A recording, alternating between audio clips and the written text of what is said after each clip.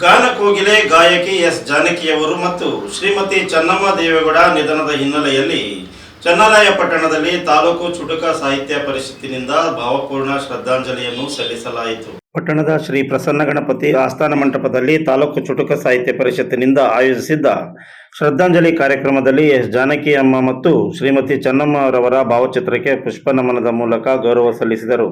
ಹಾಸನ ಜಿಲ್ಲಾ ಕನ್ನಡ ಸಾಹಿತ್ಯ ಪರಿಷತ್ ಮಾಜಿ ಗೌರವಾಧ್ಯಕ್ಷರಾದ ರವಿ ನಾಕ್ಲಗೋಡು ಈ ಸಂದರ್ಭದಲ್ಲಿ ಮಾತನಾಡಿ, ದಕ್ಷಿಣ ಭಾರತದ ಗಾನಕೋಗಿಲೆ ಎಸ್ ಜಾನಕಿ ಅಮ್ಮನವರ ಸಾಧನೆ ಅವಿಸ್ಮರಣೀಯವಾಗಿದೆ.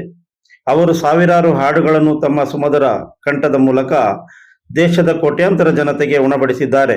14 ಭಾಷೆಗಳಲ್ಲಿ 48,000 ಹಾಡುಗಳನ್ನು ಹಾಡಿರುವುದು ಹೆಮ್ಮೆಯ ಸಂಗತಿಯಾಗಿದೆ.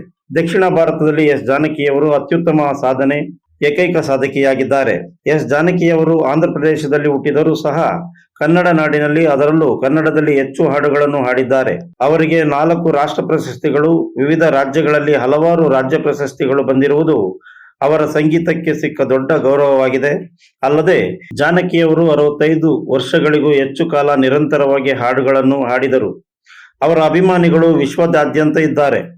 ಜೊತೆಗೆ ಅವರು ಸಾಂಸ್ಕೃತಿಕ ನಗರಿ ಮೈಸೂರನ್ನು ಆಯ್ಕೆ ಮಾಡಿಕೊಂಡು ಕೊನೆಯ ದಿನಗಳನ್ನು ಕಳೆದಿದ್ದು ಮೈಸೂರಿನಲ್ಲೇ. ಅಂತ್ಯ ಸಂಸ್ಕಾರ ಮಾಡಿಸಿಕೊಂಡಿದ್ದು ಸಹ ಕನ್ನಡಿಗರಾದ ನಮಗೆ ಹೆಮ್ಮೆಯ ಸಂಗತಿಯಾಗಿದೆ. ಜಾನಕಿಯವರು ಭೌತಿಕವಾಗಿ ನಮ್ಮನ್ನಗಲಿದ್ದರೂ ಸಹ ಅವರು ಮಾಡಿರುವ ಸಾಧನೆ ಸದಾ ನಮ್ಮೊಂದಿಗಿರುತ್ತದೆ ಎಂದರು. ಚುಟುಕು ಸಾಹಿತ್ಯ ಪರಿಷತ್ತಿನ ಜಿಲ್ಲಾಧ್ಯಕ್ಷ ಬಾನಂ ಲೋಕೇಶ್ ಮಾತನಾಡಿ, ತಮ್ಮ ಸುಮಧುರ ಕಂಠದ ಮೂಲಕ ಕೋಟ್ಯಾಂತರ ಜನರ ಹೃದಯ ಗೆದ್ದವರು ಎಸ್ ಜಾನಕಿಯವರು ಎಂದರು. ಜಾನಕಿ ಅಮ್ಮನವರು ಸಂಗೀತ ಕ್ಷೇತ್ರದಲ್ಲಿ ಅದ್ಭುತ ಸಾಧನೆ ಮಾಡಿದ್ದಾರೆ. ಕರ್ನಾಟಕದಲ್ಲೇ 11 ರಾಜ್ಯ ಪ್ರಶಸ್ತಿಗಳನ್ನು ಪಡೆದು ವಿವಿಧ ರಾಜ್ಯಗಳಲ್ಲಿ ಹಲವಾರು ಪ್ರಶಸ್ತಿಗಳನ್ನು ಪಡೆದಿದ್ದಾರೆ.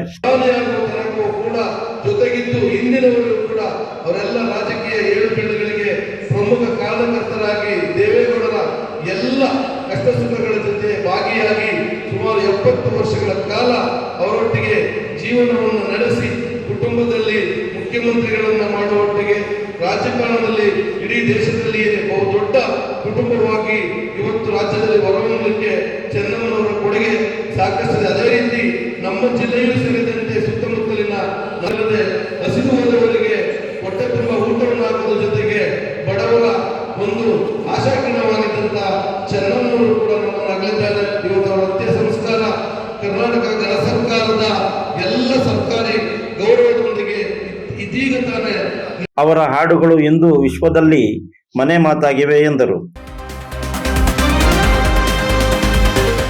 You are watching TV 46 News Kannada.